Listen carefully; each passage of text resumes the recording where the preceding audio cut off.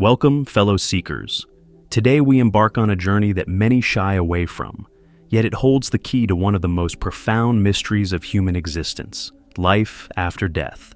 In this video, we'll uncover the secrets of a 1,200-year-old forbidden manuscript that reveals what happens in the first 49 days after death.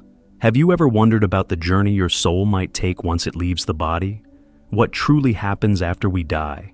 This ancient text, which has been hidden from public view for centuries, offers a unique insight into what awaits us in the afterlife. It goes beyond traditional views, taking us into a space where peace and terror collide, where karma unfolds, and where the soul faces its greatest test. Before we dive deep into this mystical journey, take a moment to subscribe and join this awakening community. You won't want to miss the transformative knowledge we're about to unlock. Now, let's take the first step together, beyond the veil, and explore what this forbidden manuscript has to reveal. The first moments after death, the clear light. When the body dies, it's often said that the soul separates from the physical realm, transitioning into the afterlife. But what is it like in those first moments after death? According to the ancient manuscript, the soul encounters the clear light, a phenomenon that transcends human understanding. The clear light is described as a brilliant, indescribable light, a pure manifestation of divine consciousness. It is said to be the first thing a soul encounters as it leaves the physical body. This light is neither good nor bad, but it represents the ultimate reality, the truth of existence. For many souls, this moment is profound. It is the moment of ultimate awareness, where one can experience unity with the universe. For others, however, the experience may be more overwhelming, especially if they are unprepared for it.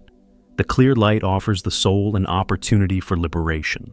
If the soul can recognize this light and merge with it, they can achieve freedom from the cycle of birth and death.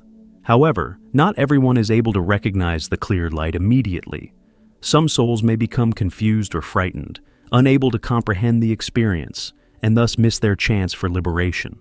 The manuscript emphasizes that recognizing the clear light is one of the greatest tests a soul faces after death. Script has to reveal. The Bardo. The 49-day afterlife journey, once a soul passes beyond the clear light, it enters a stage known as the Bardo, an intermediate state between death and rebirth. According to the manuscript, the Bardo lasts for 49 days. This period is crucial in determining the soul's fate in the afterlife. The Bardo is not simply a place of waiting, it is a dynamic journey of spiritual unfoldment. During this time, the soul undergoes various experiences, encounters with divine beings, visions of the past, and confrontations with unresolved karma. It is said that the Bardo provides the soul with opportunities for self-realization and purification. The experiences in the Bardo are heavily influenced by the individual's life choices, thoughts, and actions. Souls may encounter peaceful visions, but they also face terrifying aspects, representing unresolved fears, desires, and attachments. The manuscript describes the Bardo as a space where the soul can either transcend or become trapped by its past actions. This period of 49 days is not just about time, but about the soul's capacity to process and overcome its karmic debt.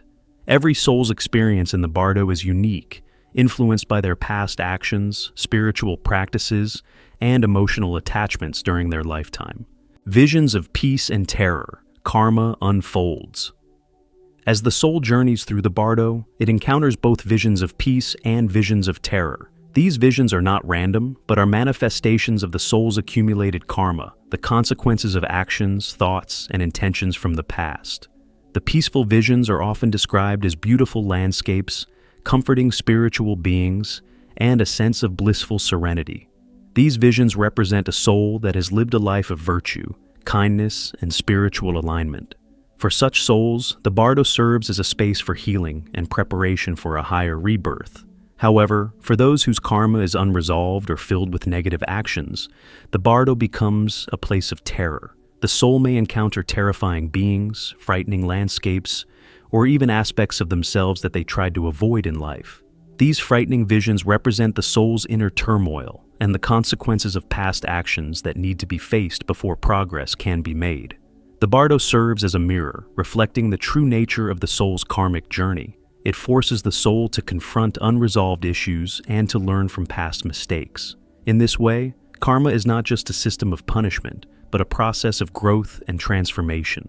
It provides the soul with an opportunity to cleanse itself before moving forward. The life review and karmic judgment. As the soul progresses through the Bardo, it eventually faces the life review. This is a moment of reflection, where the soul experiences its entire life from start to finish in a single moment. Every thought, action, and decision is relived, and the soul witnesses the impact it had on others. The life review is not a judgment imposed by an external force. Rather, it is a self-realization process. The soul witnesses its actions and their consequences, both good and bad. This process is a way for the soul to understand the effects of its choices and to learn important lessons about love, compassion, and growth. In the Manuscript, it is stated that this life review serves as a karmic judgment. It is an opportunity for the soul to recognize the areas in its life where it fell short, as well as the areas in which it succeeded. This process can lead to profound insights and transformation, allowing the soul to release old attachments and heal from past trauma. The final test, rebirth or liberation. After the life review, the soul faces its final test. The Manuscript speaks of two potential outcomes for the soul after this period of self-reflection. 1. Rebirth. For many souls, the final test results in rebirth.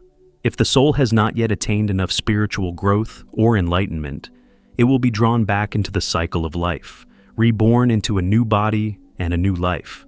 This rebirth is often guided by the unresolved karma of the previous life, meaning that the soul must continue its journey of growth and purification in the next incarnation. 2. Liberation. For others, the final test leads to liberation, freedom from the cycle of birth and death. If the soul has transcended its karma, achieved spiritual mastery, and recognized the clear light during the Bardo, it can achieve liberation. This means the soul will no longer be bound to the physical realm, existing in a state of eternal peace and unity with the divine. The Manuscript emphasizes that both paths are valid, but liberation is the ultimate goal of spiritual practice. It is the culmination of a soul's journey to enlightenment, where it no longer needs to reincarnate and can merge with the divine. Why this knowledge was forbidden for 1,200 years. The teachings contained in this forbidden manuscript were kept hidden for over 1,200 years for a reason.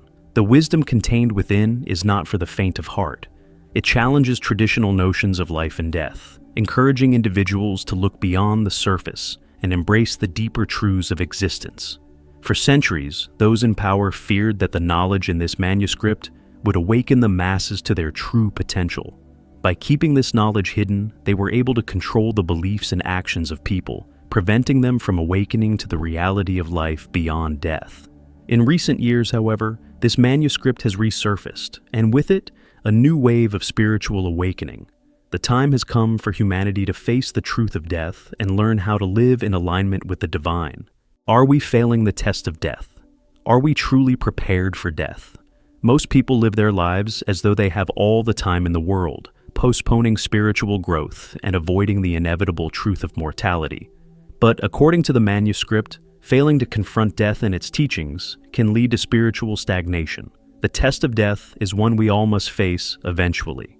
The key to passing this test is not in avoiding it, but in preparing for it while we are alive. This preparation involves living a life of virtue, practicing mindfulness, and becoming attuned to the spiritual aspects of existence. When we embrace the reality of death, we can live more fully, with greater awareness and compassion for others. How to prepare for death before it happens. Preparing for death is not something that can be left until the end of life. According to the teachings of the Forbidden Manuscript, spiritual preparation must begin early in life. Practices such as meditation, mindfulness, and self-reflection are essential for preparing the soul for the afterlife. Additionally, it is important to cultivate a life of compassion, forgiveness, and understanding. The soul's journey is ultimately about learning and growth, and by preparing for death, we ensure that we are ready to face the Bardo and the final test with clarity and grace. The final truth about death is that it is not an end but a transformation. Death is merely a transition from one state of being to another, a continuation of the soul's journey. By understanding death and preparing for it spiritually, we can face it with peace, knowing that it is not something to fear, but an opportunity for liberation and enlightenment. In the end, death is simply another step in the soul's eternal journey. Embrace it, prepare for it, and you will experience the peace that comes from truly understanding the nature of existence. Thank you for joining me on this transformative journey. If you found this information enlightening, please subscribe and share this knowledge with others. Let's continue to awaken together.